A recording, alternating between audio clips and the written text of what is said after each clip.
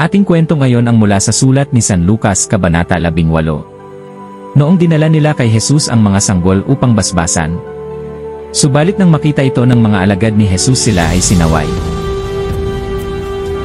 Si Jesus at ang maliliit na bata.